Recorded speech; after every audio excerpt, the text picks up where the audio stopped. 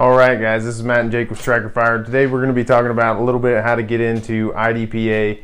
You could transfer this over to USPSA as well.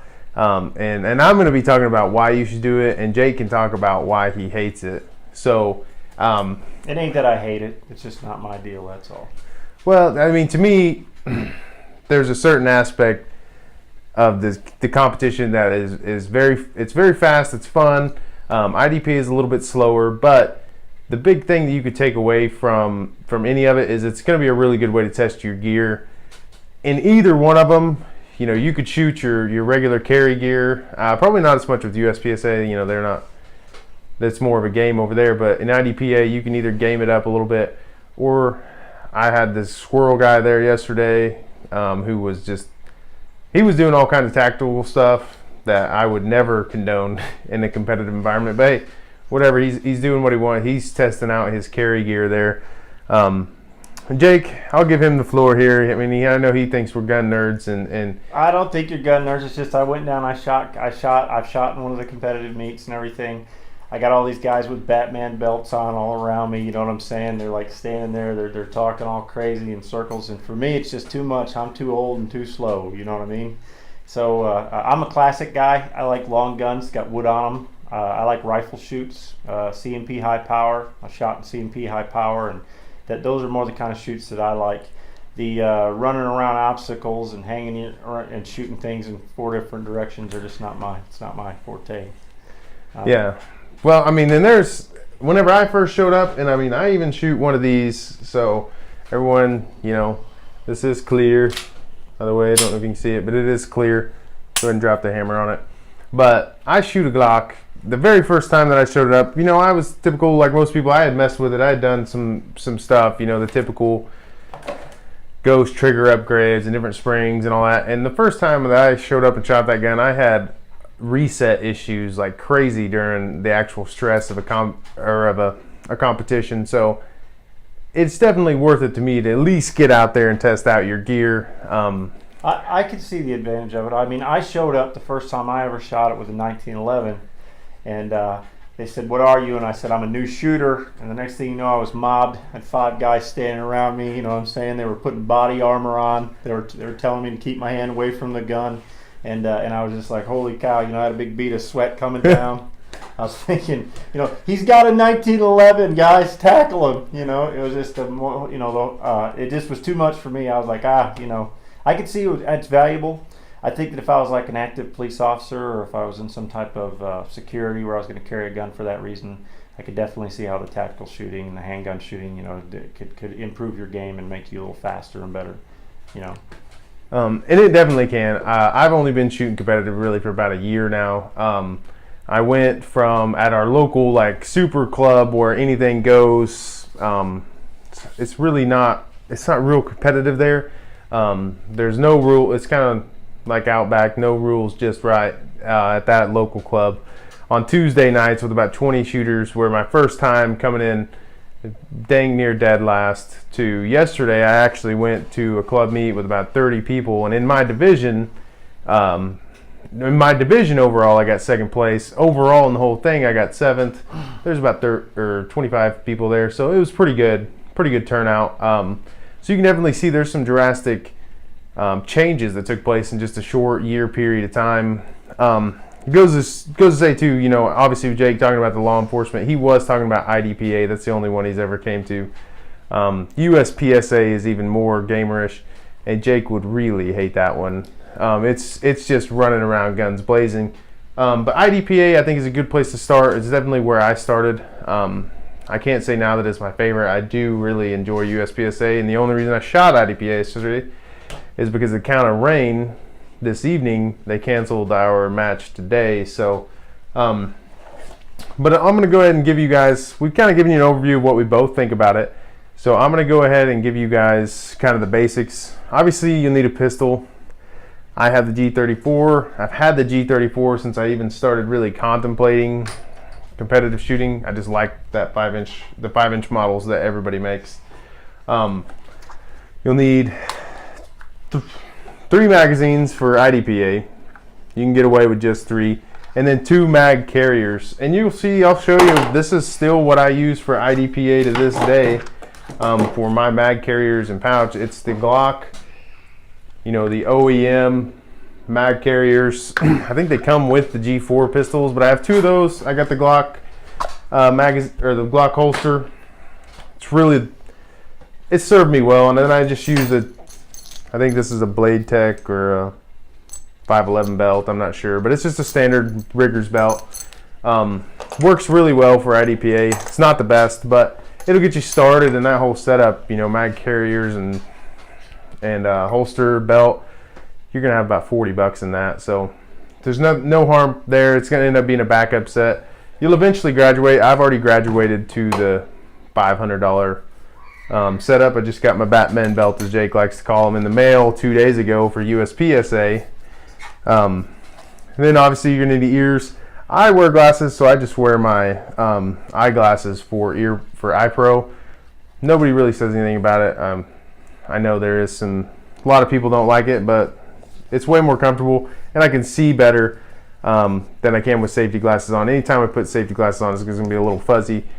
And the ability to see fast in this sport really is everything. Some cheap ear pro gets you started. That's what I started out with. On Amazon, there's some cheap electronic earmuffs. So that's what I've graduated to now. I use the Pelletors. They're about $30. It really is a world of difference. Even if you just go to the range and shoot, I would honestly, I'm not going to the range with that style of earmuff anymore. I'm just going to wear the Pelletor electronics, but it's totally not necessary for starting out in like IDPA. If you wanted to use that same setup, because I've used this setup in USPSA before too, you're just going to need to get 5 or 6 mag carriers, because USPSA, depending on the stage, you can put the mags in your pockets, but where IDPA only really you need 3 mags. USPSA, you're going to need to walk up to the mag. Depending on the stage, I've had stages that required as much as 7 magazines, because I do shoot production in the USPSA. I know Jake hadn't had a lot to say about this because we're gun nerds, and he's too old and slow for the competitions. But hey, Yeah, right. It is what it is. Even if you're going to be, Jake he's tried to get me to go to the CMP stuff.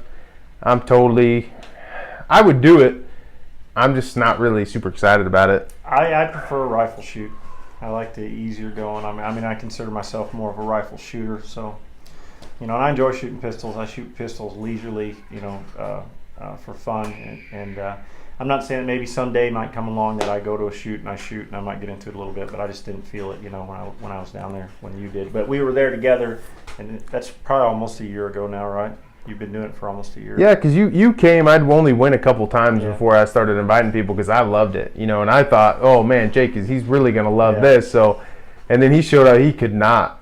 He was out from the word go. There was another guy there who was being RO that day, and that guy's really high strung, and that guy didn't even show up anymore. I've told Jake that, and he's still out on it.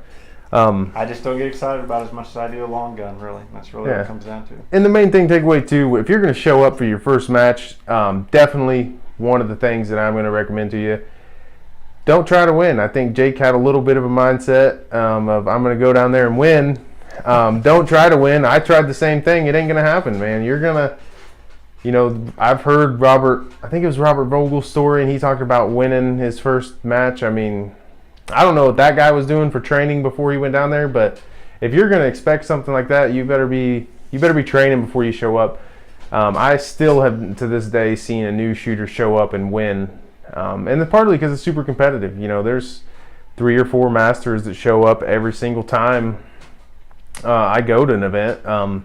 Yesterday, the guy who beat me overall in the stock service pistol class for IDPA, he's a master. The guys who usually beat me on Tuesday nights when I shoot, they're all masters. So there's definitely different levels there. But I'm right on their heels. They're beating me by a couple seconds. So it's definitely something that I could strive towards. I'm not going to sit here and say, oh, well, I'm a master, because I'm not. For whatever reason, the only time I've ever classified was USPSA, and the classifier stages are basically set up to screw you.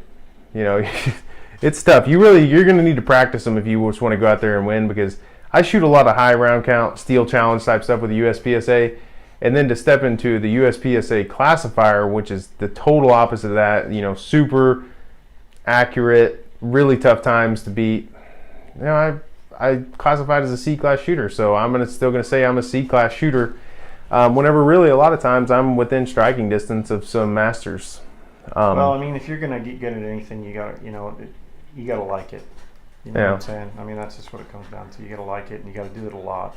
And yeah, it's definitely, there's a huge learning curve there. I'm really hoping to make master at a classifier by the end of the year, which it's still January, and I've only been shooting for a year. And the fact that I even feel, with as much experience as I have now, that I could even become a master. I'm not going to say that I'm going to be because there's masters and then there's masters, the same way there's grandmasters and then there's grandmasters. There's some guys, and none of the guys that I'm talking about are super stud masters, but I definitely know that's a class that I can get into. Like Jake said, this sport, whether it's rifle shooting or action pistol or just action, like 3-gun style, multi-gun, it's going to take a lot of practice. You guys, if you watch I just recently started thinking about doing the 3-gun competition, so I went out and bought the Mossberg. If you watch our Mossberg 930 Pro video, you're going to see it's going to take some practice to reload that as fast as I can.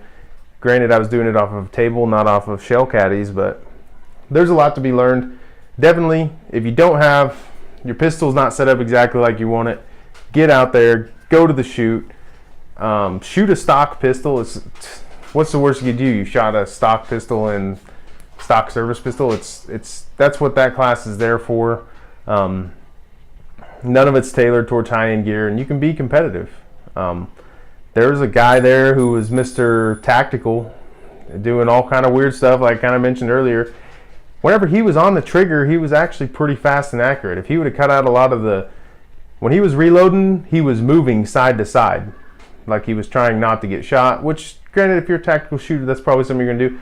If he would have cut all that kind of stuff out, because there was a lot more to go into detail on that there, he would have been a fast shooter, but I can tell you right now that guy's not interested in that, and that's not why he's at IDPA. And it's kind of why I do like IDPA. There's something there for everybody. There's your guys that are tactical and training for concealed carry. You got your cops that show up. You have some gamers, and then some people that are just there because it's not as fast-paced as USPSA. Yep. Too fast for me. Yeah. All right, guys. That's all for this week's video. Be sure to tune in next time. I know that got a little bit scatterbrained there, but whenever you start talking about the gun games, they all kind of blend together, especially with a lot of the equipment. So I might do another one here later on, and we'll talk about just IDPA, and then we'll do one maybe just on USPSA to kind of clean up some of those gray areas that I might have walked over. All right. All righty.